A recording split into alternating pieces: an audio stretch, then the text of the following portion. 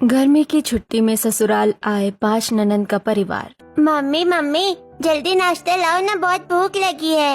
Mummy पेट में चूहे दौड़ रहे हैं, जल्दी मेरा दूध लेकर आओ। हाँ हाँ बच्चों, अभी लेकर आई। बहू कभी भी समय पर नाश्ता नहीं देती। पूरा परिवार साथ नाश्ता करने बैठा है, उसके बावजूद बहू नाश्ता बनाने में देरी कर रही है। पूरा परिवार डाइनिंग टेबल पर नाश्ता करने बैठा था। वहीं अनीता रसोई में लगातार काम करने के कारण पसीने से लथपथ थी। वो अपने माथे का पसीना पोंछते हुए सभी को नाश्ता परोस रही थी। देर से सही पर बहू तू खाना बड़ा बढ़िया बनाती है। थोड़ा समय पर बनाया कर तो खाने का स्वाद दोगुना हो जाएगा। पापा जी, मैं कोशिश करती हूँ समय पर खाना बनाने की, पर क्या करूँ, गर्मी इतनी ज्यादा है कि देर हो जाती है। कोई बात नहीं, देरी से सही पर खाना स्वादिष्ट है। मुझे तो अच्छा लगा भाई। मम्मी पापा, हमारी गर्मियों की छुट्टी स्टार्ट हो गई है। इस गर्मी को हम लोग जरूर कहीं घूमने जाएंगे। बताइए आप हमें कहाँ लेकर जाइएगा? मैं तो कहीं नहीं जाऊंगा। मैं तो अपनी छुट्टी आराम से सोते सोते बिताऊंगा।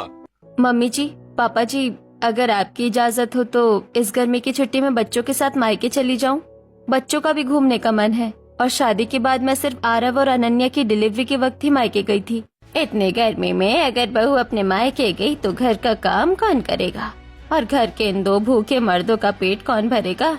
नहीं नहीं, मैं बहू को मायके नहीं जाने दे सकती। अरे बहू, अगर तू घर की जिम्मेदारियों से परेशान है तो साफ साफ कह, बच्चों का बहाना बनाकर घर की जिम्मेदारियों से क्यों भाग रही है? जिस तरह तेरा पति पूरे घर का खर्च चलाता है, उस तरह तेरे लिए एक नौकरानी भी रख देगा। ये क्या कह रही है मम्मी जी आप? मैं घर की जिम्मेदारी से नहीं भाग रही हूँ। वो तो गर्मी की छुट्टियाँ है, बच्चे घूमना चाहते हैं और मम्मी पापा भी बच्चों को देखना चाहते हैं। मुझे भी अपने मम्मी पापा से मिलना है, इसीलिए मैं गर्मी की छुट्टियों में अपने मायके जाना चाहती थी। बहू, कोई जरूरत नहीं है मायके जाने की, बच्चे यही रहेंगे और तू भी यही रहेगी। ऐसे ही दिन गुजर रहे थे, तभी एक दिन हॉल में बैठी शारदा के फोन पर नीलम की कॉल आती है। मेरी बच्ची, इतने दिनों बाद तूने फोन किया है, कैसी है तू? तेरे ससुराल वाले कैसे हैं? मम्मी, मैं ठीक हूँ। मैंने ये बताने के लिए फोन किया है कि इस गर्मी की छुट्टी मैं और तुम्हारा नाती घर आ रहे हैं। अरे तू मेरे नाती के साथ मेरे दामाद को भी लेती आ, कुछ दिन हमारे साथ रहेंगे। मम्मी, नीरज को तो लेते आऊँ, पर फिर मम्मी पापा अकेले रह जाएंगे। अरे तू उनको भी लेते आ, मेरी बात कर समधन जी से। रोम रोम समधन जी। अरे समधन जी, अब क्या बहू बेटों के साथ आने के लिए आपको अलग से कहना पड़ेगा? गर्मियों की छुट्टियों में बच्चों के साथ आप दोनों भी आइएगा, हम दोनों समधन बैठकर खूब बातें करेंगे। ठीक है समधन जी, हम जरूर आएंगे। मम्मी, बड़ी दीदी के घर से फोन था क्या? हाँ, बातें सुनकर समझ नहीं आता है क्या? तेरी बड़ी दीदी अपने ससुराल वालों के साथ आ रही है। मैंने जब अपने मायके जाने की बात की तो घर की जिम्मेदारी और घर परिवार के साथ क्वालिटी टाइम बिताने की बातें याद आ गई, और अब मेरी ननद को मायके बुला रही है मेरी कमर तोड़ने के लिए। ऐसे ही आज का दिन बीतता है और अगले दिन अनीता रसोई में तरह तरह के पकवान बना रही होती है। मैं अपने मायके नहीं गई तो क्या हुआ, मेरी बड़ी ननद तो अपने मायके आ रही है। अब उन्हें अपने मायके में एंजॉय करने का पूरा अधिकार है, और उनके साथ साथ बच्चे और मैं भी एंजॉय करूंगी। अनीता खुश होकर अपनी बड़ी ननद के लिए खाना बना रही होती है। थोड़ी देर में नीलम अपने पूरे परिवार के साथ घर के दरवाजे पर पहुंचती है। शारदा आरती की थाली लेकर दरवाजे पर आती है। अरे वाह मेरी बेटी, जमाई जी और मेरा प्यारा नाती, और मेरे समधी जी और समधन जी भी आ गए। अरे वाह भाई, अब गर्मियों की छुट्टियों में खूब मजा आएगा। मम्मी जी, जल्दी आरती उतार कर मेरी ननद के परिवार को घर के अंदर लेकर आइए। शारदा नीलम के परिवार की आरती उतारने लगती है, तभी आंचल और अंकिता भी अपने परिवार के साथ वहां पहुंच जाती हैं। तीनों बहनें एक दूसरे को देखकर हैरान रह जाती हैं। तुम दोनों? माँ, भाभी, आपने इन दोनों को भी गर्मियों की छुट्टियों में बुलाया है क्या? हमने तो नहीं बुलाया है। अरे ये मेरा मायका है, गर्मियों की छुट्टियों में यहाँ आने के लिए हमें किसी के बुलावे की जरूरत नहीं है। हम तो आप लोगों को सरप्राइज देने आए थे, पर यहाँ तो पहले ही नीलम दीदी ने बिस्तर बिछा रखा है। बड़ा बढ़िया किया जो आप दोनों साली साहिबा भी यहाँ चली आईं। आपके बिना तो ससुराल में मजा ही नहीं आता। बहू, जल्दी से अपने ननद के परिवार के लिए कमरा तैयार कर और उनका खाना परोस। सभी सफर से आए हैं, भूखे होंगे। हाँ, मुझे पुलाव खाना है और मुझे दही बड़े खाने हैं। भाभी, मुझे आपके हाथों की कचौड़ियाँ खानी है। मेरे लिए कचौड़ियाँ बनाना मत भूलिएगा। हे भगवान, मैंने तो सिर्फ एक ननंद के खाने पीने और उनके कमरे को तैयार किया था। अब मेरी 2 ननंद और उनका परिवार भी आया है। मुझे जल्दी से पहले कमरा तैयार करना होगा और फिर खाना बनाना होगा। अनीता झाड़ू पोछा और सर्फ का पानी लेकर आंचल के बंद कमरे में आती है। कमरे में चारों तरफ धूल मिट्टी जमी हुई थी। मैं तो हर महीने पूरे घर की साफ सफाई करती हूँ।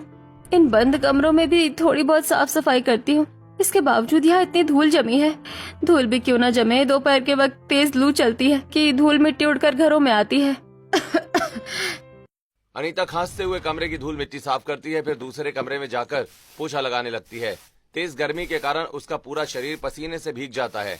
मेहनत से उसकी सांसें भी फूल रही थीं। तभी पोछा लगाते समय वो साबुन वाले पानी में फिसलकर गिर जाती है। आई माँ, कमर टूट गई। लगता है मेरी गर्मियों की छुट्टियां भी इसी तरह कमर टूटते हुए ही बीतेगी। अरे बहू, हमारा कमरा तैयार हुआ या नहीं? मुझे नहाना है। भाभी, क्या कर रही हैं आप? इतनी देर क्यों हो रही है? बस आप लोगों का कमरा तैयार हो गया है। आप लोग ऊपर आकर नहाकर कपड़े बदल लीजिए। अनीता अपने तीनों ननदों और उनके परिवारों को उनके कमरे और बाथरूम दिखाकर रसोई घर में आती है। रसोई घर तेज भट्ठी की तरह तप रहा होता है। अभी कुछ देर पहले इस रसोई में खाना बनाकर निकली थी और अभी फिर पूरी रसोई भट्टी की तरह तपने लगी। मुझे पहले पता होता कि मेरी तीनों ननंद और उनका परिवार आने वाला है तो मैं पहले ही पतीले में ज्यादा चावल, दाल और सब्जी बनाती। अगर मुझे ये सारी चीजें दोबारा बनानी पड़ेंगी और मेरे ननंद के परिवारों की जो खास फरमाइशें हैं वो तो मुझे बनानी है। अनीता एक बार फिर रसोई में लग जाती है। इतने बड़े परिवार के लिए खाना बनाते बनाते वो पसीने से तरबतर हो जाती है, लेकिन फिर भी किसी तरह खाना तैयार करके सभी को डाइनिंग टेबल पर परोस देती है। आप लोग खाना चख कर बताइए, आप लोगों को खाना कैसा लगा? भाभी, मुझे तो आपकी कचौड़ियाँ हमेशा से ही बहुत पसंद थी और आज भी आपने बेस्ट कचौड़ी बनाई है। हाँ मम्मी, मुझे तुम्हारे हाथ का खाना बहुत अच्छा लगता है। और मम्मी के हाथ का खाना तो मेरा फेवरेट है। मेरे मायके में मेरे सामने भाभी की तारीफ हो रही है, ये तो गलत बात है। अरे अगर आधे घंटे का काम कोई 2 घंटे में करे तो काम तो ठीक हो गई। देखा ये जाता है कि कम समय में काम पूरा हो और अच्छा हो रहा है या नहीं। क्या फायदा समय निकल जाने पर कोई काम होने का। मेरी बेटी बिल्कुल सही कह रही है, काम समय पर हो तब उस काम की कद्र है। सर से पाँव के नाखून तक पसीने से भीगी हूँ अपने नंदों के परिवार की खातिरदारी करने में, और मेरी नंदे कमियां निकाल रही है। सब समझती हूँ मैं, मेरी तारीफें मेरी नंदों से बर्दाश्त नहीं हुई, इसलिए उन्होंने ऐसा किया है। ऐसे ही रात हो जाती है। अनीता सभी को खाना खिलाकर और घर का काम निपटाकर अपने कमरे में आती है। थकान के कारण वो अरुण के साथ आते ही सो जाती है। वहीं दूसरी तरफ तीनों ननदें बैल्कनी में बैठकर ठंडी हवा का आनंद ले रही होती हैं। इत्तेफाक से ही सही हम तीनों यहाँ मिल गई, पर हमारी 2 छोटी बहनें और उनका परिवार तो आए ही नहीं है। क्यों ना उन्हें भी बुला ले। हाँ, ये आइडिया बहुत अच्छा है। हम पांचों ननंद और उनका परिवार एक जगह रहेगा तो गर्मियों की छुट्टियों में बड़ा मजा आएगा। हम पांचों खूब बातें करेंगे और गर्मियों की छुट्टियों में एक घर के काम से परेशान भी नहीं होंगे। तीनों बहनें शारदा से अपनी बाकी 2 बहनों को भी परिवार सहित मायके बुलाने के लिए कहती हैं। ऐसे ही रात बीत जाती है। अगले दिन अनीता पूरे घर की साफ सफाई करती है और सभी के लिए चाय नाश्ते का इंतजाम करती है। आज आप लोग खाने में क्या खाइएगा? बहू, आज मेरे लिए राजमा चावल बनाना और समधी समधन के लिए उनकी पसंद का पालक पनीर बनाना, और भाई मेरे लिए डोसा बनाना। मैं कुछ भी खा लूंगी, पर मेरे लिए जलेबी जरूर बनाइएगा। खाना खाने के बाद मैं जलेबी खाऊंगी। सभी की फरमाइशें सुनकर अनीता किचन में आती है। वो पसीना पोंछते हुए आलू उबालने के लिए रख देती है और आटा गूंथने लगती है। तभी अचानक गैस चूल्हा अपने आप बुझ जाता है। ओफो, शांति से आटा भी नहीं गूंथ पाती हूँ। ये गैस चूल्हा क्यों बुझ गया? देखना पड़ेगा कहीं खराब ना हो गया हो। अनीता गैस चूल्हे और सिलेंडर की जांच करती है। हे भगवान, ये गैस सिलेंडर अभी खत्म होना था क्या? इतना सारा खाना बनाना है, बिना गैस के खाना कैसे बनाऊंगी? ये सोचकर अनीता किचन से बाहर निकलती है। हॉल में सविता और रजनी अपने परिवार के साथ खड़ी नजर आती हैं। ये क्या, गर्मी की छुट्टी में मेरे ससुराल आया मेरे 5 ननंद का परिवार, ऊपर से गैस सिलेंडर खत्म। अब मैं क्या करूंगी? भाभी देखिए, आपकी छोटी ननंद आ गई है। नमस्ते ननंद जी, नमस्ते मम्मी जी, पापा जी और नंदोई जी। बच्चों, आप लोग कैसे हो? वैसे हम सब तो ठीक हैं, पर आपके चेहरे के तोते क्यों उड़े हुए हैं? क्यों भाभी, अपनी 5 ननंद को देखकर कहीं आपके तोते तो नहीं उड़ गए ना? अगर ऐसी बात है तो कह दीजिए, हम वापस चले जाते हैं। अरे अरे, अभी तो आई हैं और जाने की बात करने लगी। अरे तुम पांचों इस घर की बेटी हो और मेरे दामाद इस घर के बेटे हैं और हमारे समधी समधन का ही घर है। तुम लोग पूरे गर्मी की छुट्टियां हमारे साथ ही रहोगे। यहाँ मेरे बिना मुंह खोले ही विवाद हो गया। कहीं मैंने गैस चूल्हे की बात कही तो ये लोग कहेंगे कि मैं फिर बहाना ढूंढ रही हूँ। इससे अच्छा है खुद ही कुछ इंतजाम करती हूँ, किसी पड़ोसन से सिलेंडर मांगती हूँ। इतना सोचकर अनीता अपनी पड़ोसन कांति के घर दरवाजे पर जाते हुए, हाँ बहू, बोलो क्या हुआ? चाची, मेरी पांचों ननंद और उनका परिवार आया है। उनके लिए खाना बनाना है और मेरा गैस सिलेंडर खत्म हो गया है। मुझे अपना गैस सिलेंडर दे दीजिए। कल मेरा गैस सिलेंडर आते ही मैं आपको दे दूंगी। अरे सिर्फ 5 ननंद और उनका परिवार ही आया है? अपने मायके के भी लोगों को बुला लो और दूर के कोई रिश्तेदार हो उन्हें भी बुला लो। और सिलेंडर ही क्यों, हमारे घर से राशन भी लेकर जाना। चाची, आप ऐसे क्यों कह रही हैं? ऐसे नहीं तो और कैसे कहूँ? अपने पूरे खानदान को घर में जुटा लिया है और सिलेंडर मांगने मेरे पास चली आई। एक बार अगर तुम मेरे सिलेंडर पर इतना खाना बनाओगी तो मेरा सिलेंडर आधा हो जाएगा। मेरे पास कोई अतिरिक्त सिलेंडर नहीं है। कांति काकी कुछ गलत तो नहीं कह रही है। इतने बड़े परिवार के लिए जितना खाना बनाना है उतने में गैस खत्म हो ही जाएगा। ऐसा करती हूँ, घर के बाहर 4 ईंटें जोड़कर चूल्हा ही बनाती हूँ। उसी पर सबके लिए खाना बनाऊंगी। अनीता 4 ईंटें जोड़कर चूल्हा बनाती है। दूसरी तरफ बच्चे आपस में खेल रहे होते हैं, जबकि ननदे नंदोई और सास ससुर बातचीत में लगे होते हैं। अनीता रसोई से सब्जी बनाने का सामान लाकर धूप में बैठकर खाना बनाना शुरू कर देती है। एक बार मैं सब्जी बनाने का सामान लेकर आई। अभी सब्जी को रखूंगी, फिर मैं पूड़ियाँ बनाने का सामान लेकर आऊंगी। फिर इसी तरह बिरयानी, जलेबी और इनकी फरमाइशों की अलग अलग चीजें बनाने का सामान लेकर आऊंगी। इसमें तो आने जाने में ही मेरे 12 बज जाएंगे। ऊपर से तेज धूप, ऐसा लग रहा है जैसे स्ट्रॉ लगाकर सूरज मेरी एनर्जी पी रहा हो। ऐसे ही अनीता तेज धूप और रसोई की गर्मी में लगातार खाना बना रही थी। बार बार काम करते वक्त अचानक उसकी आंखों के आगे अंधेरा छाने लगा और वो लड़खड़ाकर जमीन पर बैठ जाती है। जिसका डर था वही हुआ। आखिरकार मुझे चक्कर आने लगे। आज तो चाहे जैसे भी चूल्हे पर खाना बना लेती हूँ, पर उसके बाद मुझे गैस सिलेंडर का इंतजाम करना ही होगा, क्योंकि ऐसे तो काम नहीं चलेगा। ऐसे ही रात होती है। रात का खाना भी अनीता मिट्टी के चूल्हे पर ही बनाती है और एक बार में घर के सभी मर्दों को खाना खिलाकर, जिसमें घर के सारे बर्तन जूठे हो जाते हैं और अनीता किचन में बर्तन धो रही होती है। अरे भाभी, खाना कब दोगी? पेट में चूहे दौड़ रहे हैं, जल्दी हमें भी खाना परोसो। हाँ हाँ ननन जी, अभी खाना लेकर आती हूँ, थोड़ी देर रुक जाइए। अरे भाभी, थोड़ी देर रुक जाइए का क्या मतलब होता है? भूख लगी है और आप कह रही हैं थोड़ी देर रुक जाइए। मम्मी जल्दी खाना दो ना, मुझे भूख लगी है। हाँ मम्मी, जल्दी खाना दो, हमें भूख लगी है और खाना खाने के बाद हमें खेलना भी है। भाई अरे हमसे पहले बच्चों को ही खाना खिला देना था ना। बच्चे बेचारे इतने भूखे हैं। क्या बताऊं भाई साहब, जरा सी भी अकल नहीं है मेरी बहू में। अगर अकल ना होती तो आज पूरे परिवार को बाहर खाना खाना पड़ता। और अगर अभी कह दिया ना कि बर्तन धो रही हूँ तो एक बेइज्जती और हो जाएगी कि घर में बर्तन नहीं है। बर्तन धोते हुए अनीता की उंगलियों में बर्तनों से कई जगह कट जाता है। अनीता दर्द पर ध्यान दिए बिना बर्तन धोकर बच्चों और अपनी नंदों और सासों को खाना परोसती है। अनीता बहू, जरा थोड़ी सलाद लाना, मुझे सलाद के साथ खाना खाना है। भाभी, जरा मेरे लिए मीठे में खीर बना लीजिए। खाना खाने के बाद खीर खाएंगे। भाभी, अगर खीर बन रही हो तो मेरे और बच्चों के लिए आइसक्रीम भी बना दीजिए। बाजार वाली नहीं, अपने हाथों वाली। दिन भर की थकान के बाद बिना पल के झपकाए अनीता किचन में आइसक्रीम बनाकर फ्रिज में रखती है और फिर घर के बाहर आकर मिट्टी के चूल्हे पर खीर बनाती है। सभी को खिलाने के बाद देर रात अनीता पूरे किचन को साफ करती है और सिंक में पड़े जूठे बर्तनों के पहाड़ को साफ करती है। जिस तरह गन्ने की मशीन में गन्ने का आखिरी रस तक निचोड़ लिया जाता है, उसी तरह आज दिन भर के काम ने मेरी सारी ताकत निचोड़ ली है। अब बस राम भरोसे मेरा शरीर चल रहा है, वरना मुझ में हिलने तक की ताकत नहीं है। ऐसे ही आज का दिन भी बीत जाता है और अगले दिन सुबह 5 बजे अनीता ब्लैक में गैस सिलेंडर ले आती है और चाय नाश्ते की तैयारियां शुरू कर देती है। ऐसे ही दोपहर होती है और रजनी के कमरे में सभी बैठे होते हैं। रत्ना, मैंने नहाकर अपने कपड़ों को तुम्हारे कपड़ों के साथ रख दिया है। बहू, मेरे और तेरे पापा जी के कपड़े एक जगह रखे हुए हैं, अपने कपड़ों के साथ उन्हें भी भिगो देना। नीलम बहू, मैंने बाथरूम में सारे कपड़े एक बाल्टी में भिगो कर रख दिए हैं। जब तू कपड़े धोए तो उन कपड़ों को भी धो देना। अपने अपने बहुओं और बीवियों को कपड़े धोने के लिए कहकर सभी सास ससुर और पति अपनी बात कहकर वो वहाँ से चले जाते हैं। वहीं पांचों ननदें आंचल के कमरे में इकट्ठा होती हैं। हम यहाँ अपने मायके एंजॉय करने आए हैं या कपड़े धोने? मैं तो नहीं धोऊंगी भाई कपड़े। हमें क्या जरूरत है कपड़े धोने की? हम इस घर के मेहमान हैं और मेहमानों का ख्याल रखने की जिम्मेदारी बहू की होती है। भाभी धोएगी सारे कपड़े। पांचों ननदें बाल्टियों में रखे अपने पूरे परिवार के गंदे कपड़े लेकर बाथरूम में कपड़े धो रही अनीता के पास आती हैं। भाभी भाभी आप कपड़े धो रही है ना? हाँ ननन जी, मैं मम्मी जी, पापा जी, अरुण, दोनों बच्चों और अपने कपड़े धो रही हूँ। आपको कुछ चाहिए क्या? भाभी हमें कुछ नहीं चाहिए, आप बस लगे हाथ हमारे भी कपड़े धो दो।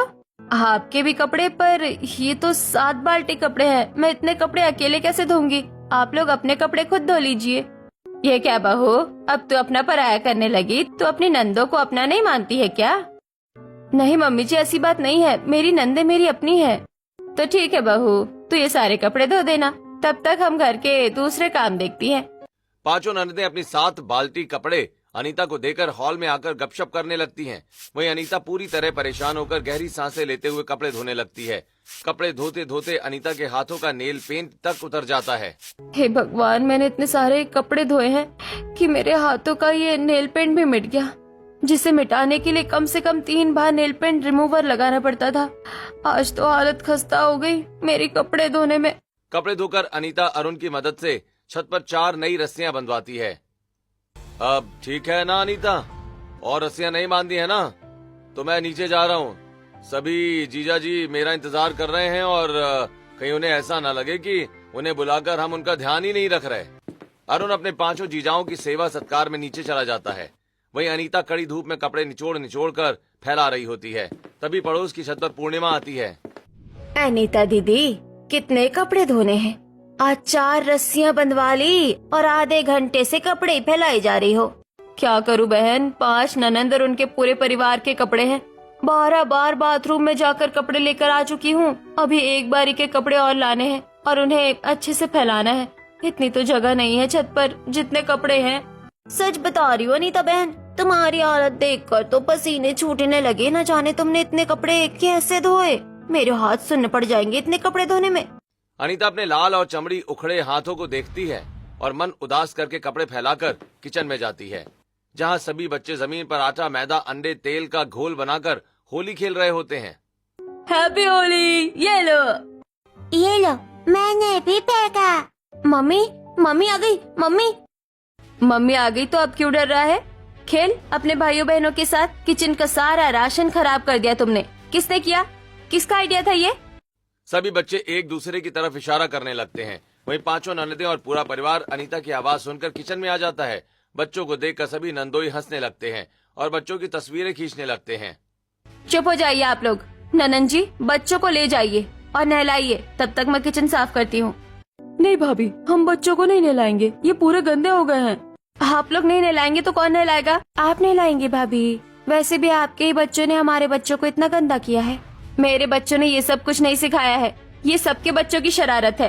अरे बहू, किसी की भी शरारत हो, जल्दी से बच्चों को नहलाकर किचन की साफ सफाई कर। अनीता सभी बच्चों को घर के बाहर लेकर जाती है और एक लंबी पाइप पानी की टंकी से जोड़कर बच्चों को नहलाने लगती है। मजा आ रहा है ना बच्चों? अगर तुम्हें घर में नहलाती तो पूरा बाथरूम गंदा होता, इसलिए यहाँ नहला रही हूँ। मम्मी, हमें मजा आ रहा है, हम रोज ऐसे ही नहाएंगे। हाँ मम्मी, हमें इस तरह नहाने में बहुत मजा आ रहा है, हम ऐसे ही नहाएंगे। सभी बच्चे नहाकर गीले बदन ही घर में घुसते हैं और अपने अपने कमरों में चले जाते हैं। हॉल और सीढ़ियाँ पूरी तरह गीली हो जाती हैं, जिन्हें अनीता साफ कर रही होती है। घर के सारे काम एक तरफ और इन बच्चों को संभालना एक तरफ। ये एक काम बिगाड़ते हैं, उसके पीछे 4 नए काम खड़े करते हैं। भाई कब मिलेगा खाना? हमारे पेट में तो चूहे दौड़ रहे हैं।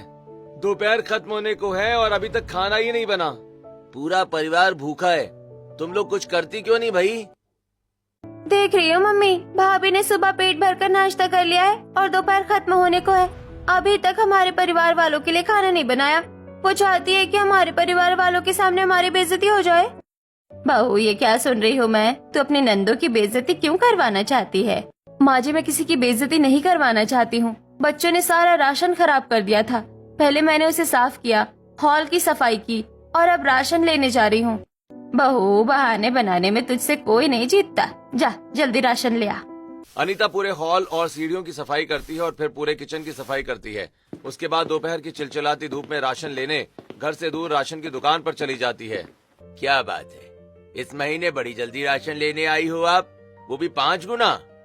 क्या बताऊं, मेरी 5 नंदों का परिवार आया है। बच्चों ने सारा राशन खराब कर दिया है, इसलिए जल्दी राशन लेने आई हूँ। और जब लेकर जा ही रही हूँ तो पूरे परिवार का राशन अच्छे से ले लिया है। अब जरा इन राशनों को मेरे घर तक पहुँचवा दीजिए। ये तो नहीं हो पाएगा, दोपहर का वक्त है, सारा स्टाफ खाना खाने गया है और इतनी तेज धूप में कोई भी इतना सारा सामान पहुंचाने नहीं जाएगा। आप कोई ऑटो रिक्शा कर लीजिए, मैं सामान रखवा दूंगा। Auto rickshaw? Auto rickshaw? ये ऑटो रिक्शा वाले दोपहर में अपने रिक्शा लेकर घूमने निकलते हैं क्या? एक भी ऑटो रिक्शा वाला नहीं रुकता है। अनीता की आवाज सुनकर एक ऑटो वाला रुक जाता है। अरे आपने इतना सारा सामान लिया है, इसका मतलब आपके घर के दरवाजे तक सामान पहुंचाना होगा, और दोपहर के वक्त हम सभी ऑटो स्टैंड वाले खाना खाने जाते हैं। ऐसा करती हूँ, खुद ही राशन लेकर घर चलती हूँ, वरना खाना बनाने में देरी होगी। अनीता सारा राशन 2 बड़े थैलों में रखती है और तेज धूप में सारा सामान लेकर घर की तरफ निकल जाती है। तेज धूप और इतने दिनों की मेहनत की वजह से अनीता के चेहरे का रंग उतर चुका है। अनीता सभी के लिए खाना बनाती है और पूरा परिवार साथ बैठकर खाना खाते हैं। फिर भाई मजा आ गया, खाना बड़ा स्वादिष्ट था। भाई आप लोगों को खाना अच्छा लगा, ये हमारे लिए बड़ी बात है। खाना तो अच्छा था, पर अब आम रस पीने का मन है। भाभी जरा आम रस बनाइएगा। भाभी मेरे लिए आम पन्ना बनाइएगा। मैं तो आम पन्ना आम रस दोनों पीऊंगा। हाँ मैं भी दोनों पीऊंगी। मेरे पास ऑनलाइन शॉपिंग ऐप है, यहीं से आम मंगवाती हूँ, फिर सबके लिए आम पन्ना और आम रस बना दूंगी।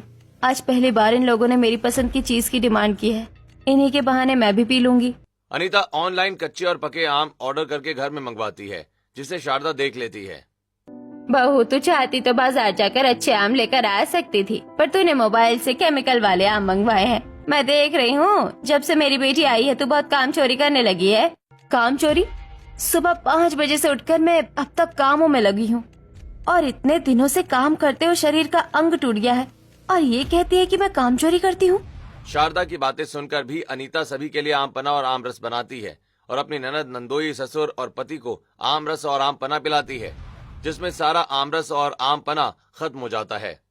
मम्मी तुमने सबको आम रस और आम पन्ना दिया, मुझे भी दो। हाँ मम्मी मुझे भी दो।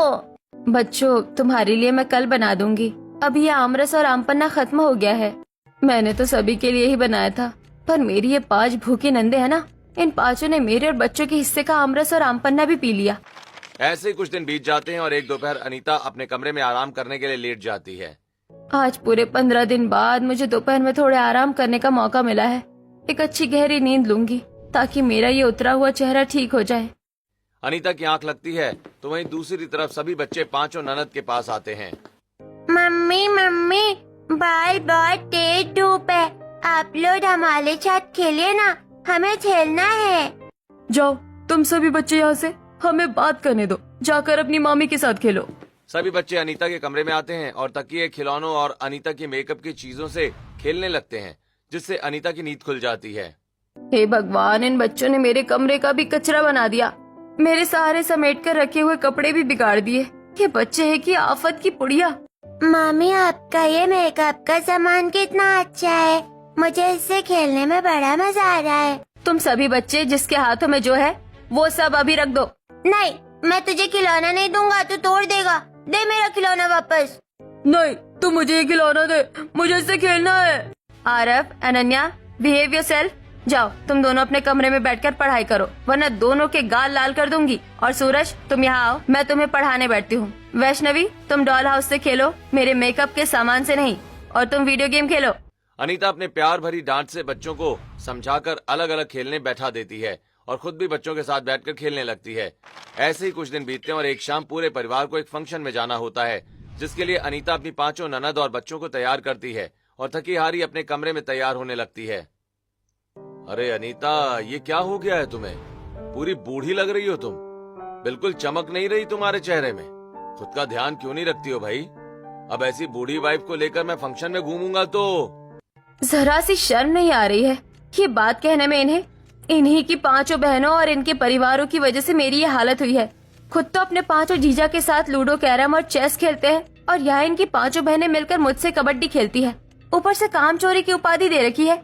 अब खुद का ध्यान रखने लगूंगी तो सेल्फ ऑब्सेस भी कहने लगेंगे। ठीक है, अब ज्यादा सोचो मत। चलो जल्दी तैयार होकर पार्टी में चलो, वरना हम लेट हो जाएंगे। अनीता जल्दबाजी में हल्का फुल्का तैयार होती है और अपने पूरे परिवार के साथ फंक्शन के लिए निकल जाती है।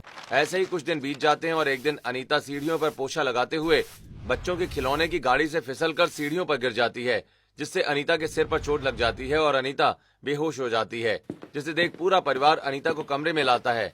डॉक्टर को बुलाकर अनीता की मलहम पट्टी करवाई जाती है। बच्चों, ये सब तुम्हारे यहाँ वहाँ खिलौने फेंके रखने की वजह से हुआ है। देखो मामी गिर गई। गलती तो पांचों नंदों की है। तुम लोगों को काम देने के बाद हमने कई बार देखा है कि तुम पांचों बैठकर गप्पे लड़ाती हो। क्या हम समझते नहीं कि घर का काम कौन कर रहा है? अब सोचो आज सबका पेट कैसे भरेगा। आप लोग परेशान मत होइए, मैं सभी के लिए बाहर से खाना मंगवा लेता हूँ। अरुण पूरे परिवार के लिए बाहर से खाना मंगवाकर सभी को खाना खिलाता है और खुद अनीता के पास बैठा रहता है। ऐसे 2 दिन बीतते हैं, अनीता की तबीयत में थोड़ा सुधार आता है। 2 दिनों में तो मेरे परिवार वालों को समझ में आ ही गया होगा कि घर में कितना काम होता है। अब शायद मेरी ननद अपने काम मेरे ऊपर ना थोपे। अनीता उठने की कोशिश करती है, तभी कमरे के बाहर खड़ी 5 ननद और सास की बात सुनती है। ये भाभी एक्टिंग कर रही है, जरा सी सर पर चोट नहीं लगी। 2 दिन में ऐसी लेटी है जैसे कोमा में चली गई हो। अब तो लगता है मुझे कोमा में ही जाना पड़ेगा। करने दो मेरी सास और नंदों को घर का काम।